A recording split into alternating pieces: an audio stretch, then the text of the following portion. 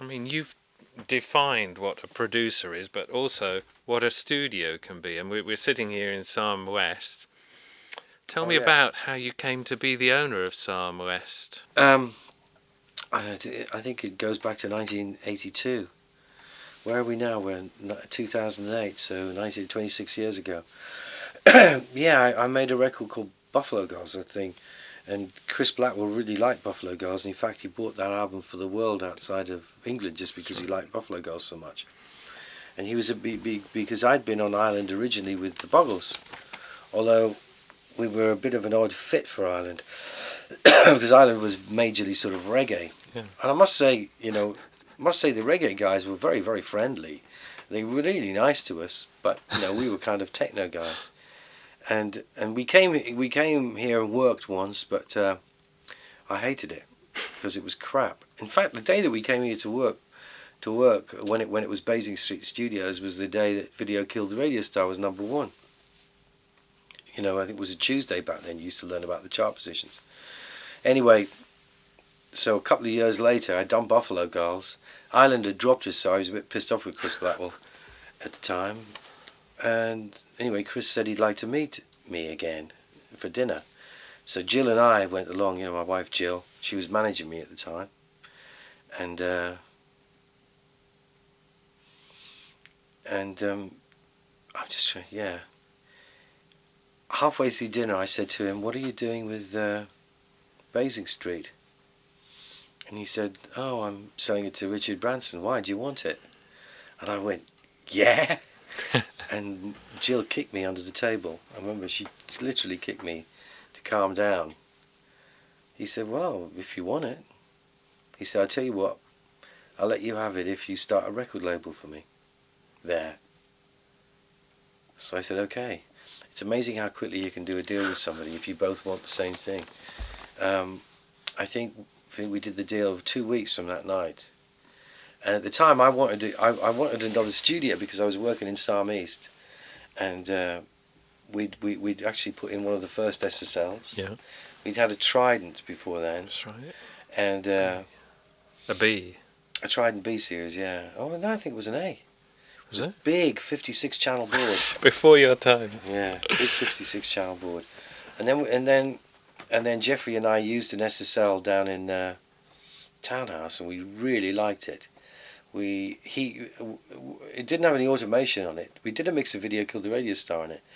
No automation, but it had the I don't think people realise what a difference that made. It had the mute and solo buttons, and I think it had the subgroup feature, Yeah. which even I could understand in about 30 seconds flat. And so the two of us, he'd mixed on one side, 24 over there, and I'd mixed on the other side, 24 over here. And we liked it. And It's very clean mix too. no, well, that wasn't the final mix. Because, funny enough, Hugh Padgham engineered that. We mixed it again after that on the Trident. The actual mix of Video Killed the Radio Star was done on the Trident. But I remembered the board, and when we were, the Trident was noisy. It was a good desk, but you used to monitor through this sort of jukebox section, and then you had to switch over to the main board when you came to mix, and the difference in the sound was awful. And that was always an awful moment. We decided to go with the SSL because it had the most top end on it. I was really into top end as well. I've been to America and I've worked on MCIs, and the guys out there, the engineers, put more top end on the track than I'd ever heard in my life. But it really was a cool thing because, in the days of analog tape, all the top end had been knocked off. It's hard to explain to people now with the sort of analog myth how terribly frustrating it was. The analog myth, I like that. Yeah, no, it was an analog myth. So I was dead against computers. So we bought this SSL, and it was great because the computer actually worked. I remember Gary Langan and Julian Mendelssohn kicking me out, and the first song they mixed on it was "The Look of Love," ABC, on the computer, and it was a new experience for me. They said, "Go on, out. You go out for 2 or 3 hours," because I was going, "It'll break down. We'll mix it by hand," but it didn't. It did once, but that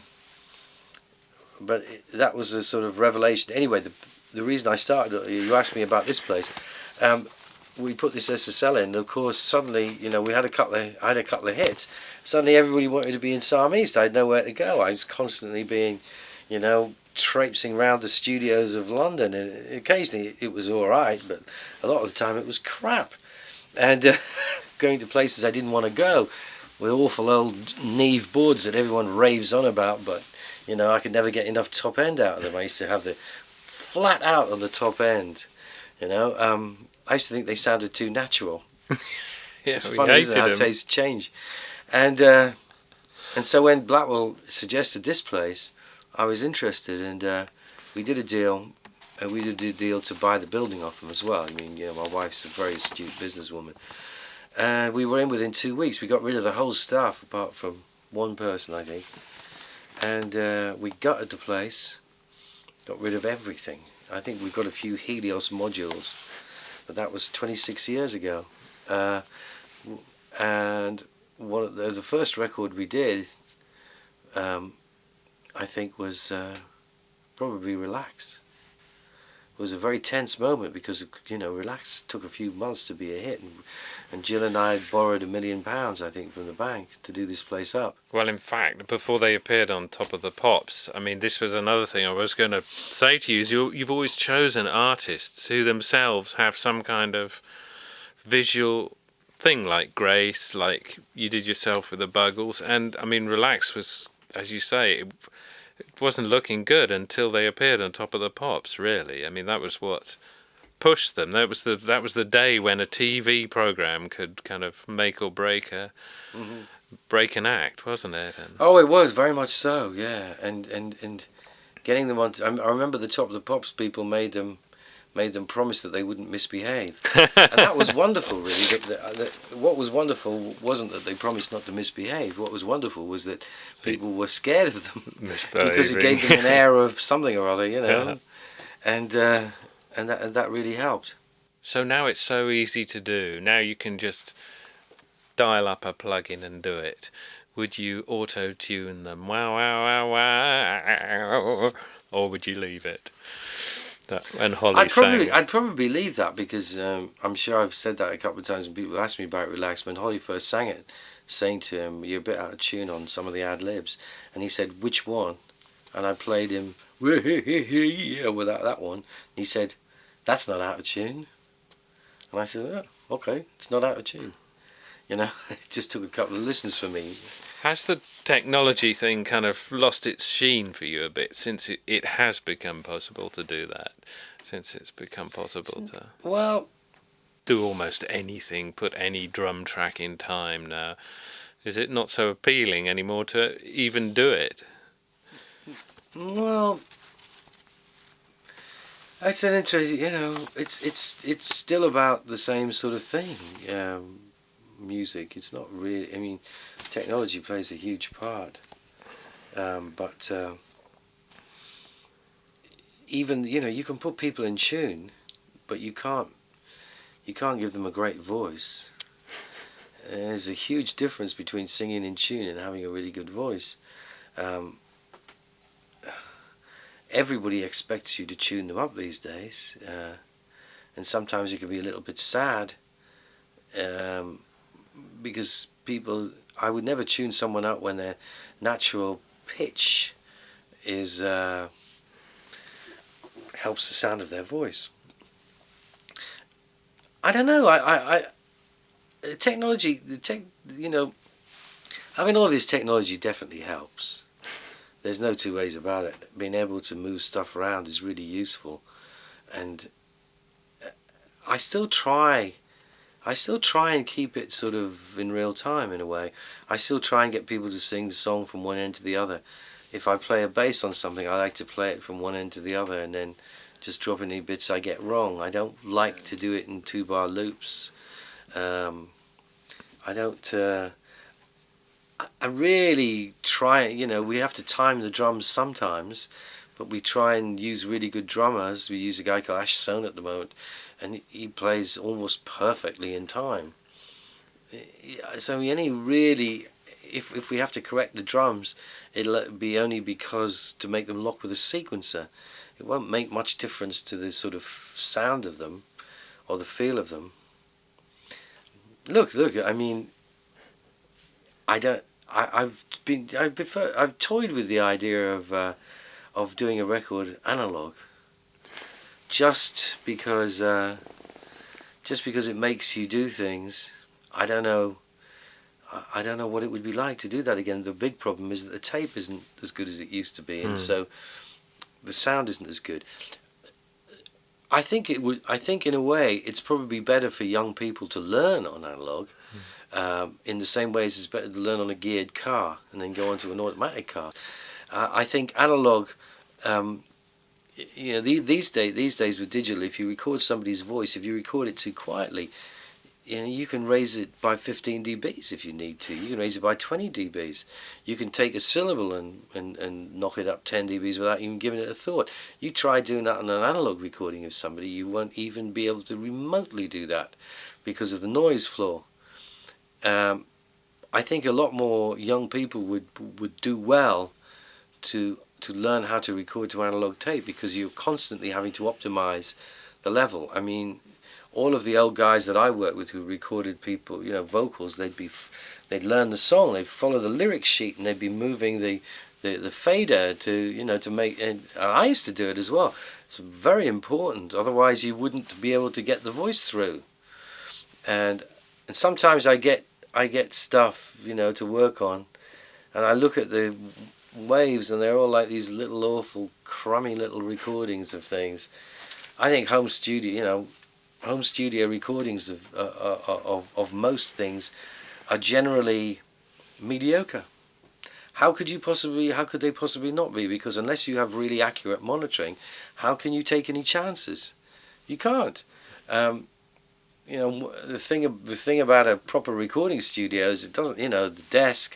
The desk. I mean, desks these days, all of them sound good, really. It's the room that the desk is in and what you can hear. Sorry, I don't want to malign your wonderful Lester Cell here. I mean, obviously, I wouldn't have bought it if I didn't think it had a bit of an edge, but on a Mackie. But it's what you're hearing, and if you're in your bedroom and you're listening through your, everybody thinks because they buy some kind of a Neve mic pre, probably made in China now, that's going to make the quality of their recording good, but it won't. And it's not bad stuff that's the enemy. It's not something that sounds terrible. In fact, it's an achievement if you can make something sound terrible these days. Everything sounds blandly mediocre to me most of the time. And if I'm beefing about home studios, that would be my biggest beef. I have a sort of bit of a personal. I don't like project rooms. No. I don't think you can hear properly in them. And if you're gonna, if you're gonna make a recording, you want to be able to hear very clearly what you're recording. Otherwise, it's no fun. You mentioned young people learning, how to record, and that's become a huge industry in itself. It's like, I think, 3,000 youngsters on courses learning how to be recording engineers for many commercial studios which no longer exist. Or, I mean, what's your view on that? Is it a positive thing that they're being taught about recording, or are their hopes being raised? Well, possibly? The thing is, if people learn about something, it almost matter. It doesn't matter what they learn about, as long as they learn about something, and they spend their time doing something useful and constructive. The good thing about music is that lots of people are interested in it, and you're training people to record or to write, and you're right. There's hardly any studios left because studio business is dreadful. Sometimes I wonder where they're all going to go. But there's lots of different jobs that involve music. You don't have to be a record producer or a recording engineer. There's just understanding how it's done. It'll be interesting to see how it impacts. Because I didn't learn. I learned anything that I learned by doing it and hearsay. Yeah. But you're right. I mean, there's, for example, audio in games now. I mean, there's the PlayStation 2 game, Guitar Hero, where TV commercials. There's all kinds of trigger things. the samples from a plastic controller. Have you seen that? Yeah. It's Trevor Horn for the for the 14-year-olds. Instead of a big Fairlight, they have a small plastic controller. No, I know it's incredible. I mean, it's wonderful in one sense and frightening in another sense. In which sense is it frightening? No, well, no. I still think the thing about the music business, it's the sort of last bastion of the cowboys. You can still not know much about it and be a complete outsider and go in your bedroom and record something, and if it just happens to be something that everybody likes, you can have a hit record and be successful. I don't think there's another business that you could do. You couldn't just go and make your own TV commercial for somebody's product and then it wouldn't work. It's too unionized anyway. Music's still a little bit like that, and it's the only one left. I just don't think there's any other business like it in that respect. And the music business, like I say, has always been survival of the fittest. You know, everyone said that, you know, when drum machines came along, what was going to happen to drummers, you know? Yeah. But there's still loads of drummers around. And the fact is that a drum machine's like a guitar. Some people are brilliant with them. Some people are crap. It seems to be the way it goes. And the people who are good will come through. And I'm sure from all of these training courses, because I've gone and given the odd talk to a couple of them, and I do, I always just say the same thing. You won't, you want to work in the entertainment business, you won't believe how hard you're going to have to work. I mean, I spent 27 years in the studio. If I tell stories about my life in my 30s and 40s, they're all studio stories because that's all I ever did,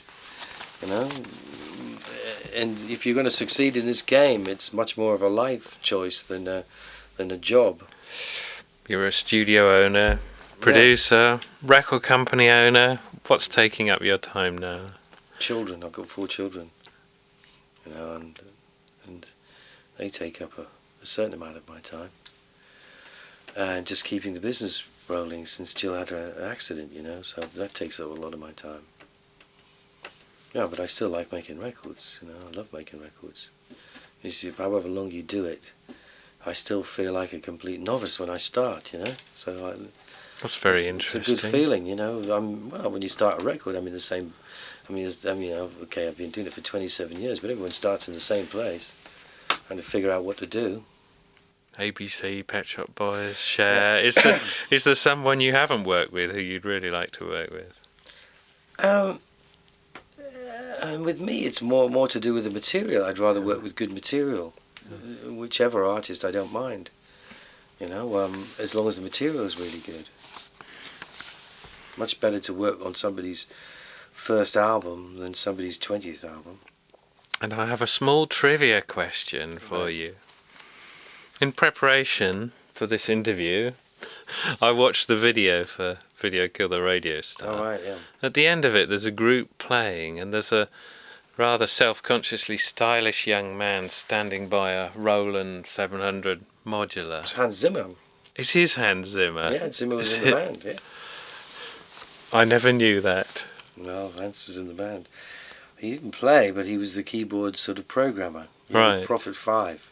Yes. And he used to hire it out with himself. I see. He was a very engaging guy, Hans. And now very successful film composer. I think possibly the most successful of all time. And you've been there yourself. You've done some film work. Yes, I did a score for a film last year. 3 months of last year, yeah. Is that one that's released yet? Not yet. No, and I didn't even know what it's called because they changed the title 2 or 3 times. Is that something that appeals to you, or? Not really, no. I don't mind doing a bit of it, but I couldn't do it all the time. Drive me mad, because you make music and then people talk over it. Yeah. You're only one part of a much larger enterprise. I like it for the people. Yeah. I love the film business for the people. I love the film and the people in the film business. Wacky. Well, they're just very bright, and it's an interesting business. They're just bright people. Could we learn a lot from them in the music industry? I mean, music industry always seems to be very reactive. When it falls off a cliff, then it decides to do something. Whereas, Yeah, well, they have the same kind of problems that we do, only on a larger scale. You know, when someone, you know, when the director gets a bit out of hand, it's millions instead of, if the producer gets out of hand, tens of thousands. It's so they have some, and they have the same sort of ego problems as we do in the music business. But scoring a film is a lot of people have kind of idealistic ideas of what it's actually like. It's hard work, really hard work, scoring a film, and you don't have the final say. As a producer of a record, you know, along with the artist, I kind of have sort of the final say on how the record is going to be, only because it's given to me by the artist. The artist in the end has it, you know, if he doesn't like it, you know, I'll have to change it. In a film, you're much further down the ladder, you know. But, you know, there's good moments. You have to keep watching the same bit of film over and over again. Okay. And that can have strange results, you know. What are you working on at the moment, Trevor? I'm working on an Israeli guy called Aviv Geffen. Really? Any relation to David Geffen? David Geffen? I don't think so. He's a guy who sold a lot of records in Israel and wants to make an album in English. And I heard a couple of songs and really liked them, so I'm working with him. It's funny because well, you have a record in the UK charts at the moment by David Jordan. Yeah. And when I heard it, the first thing I thought of was the beat. It sounds like the Klezmatics or something. It's got that kind of... It has got a bit of a klezmer beat. Stompy. I mean, is that... It's just what the clarinets are coming over the top. Yeah. But it's but the harmony, he's a really cool kid because he's you know, he does all of his own vocals with pretty much no input from me, and his harmony stuff he comes out with, he's only 22, is absolutely brilliant. And I've not really met anybody as good as doing harmony vocals with himself since Seal. Seal was always, if you listen to Seal on Kiss from a Rose, the harmony vocals are brilliant. And Seal came in, he actually did them in here one day. Remember, he just came in and he had them all worked out. And this kid's the same. And we did them really fast too. It's not like we spent 3 days on them. We probably did all the vocal harmonies on Kiss from a Rose in about 4 hours.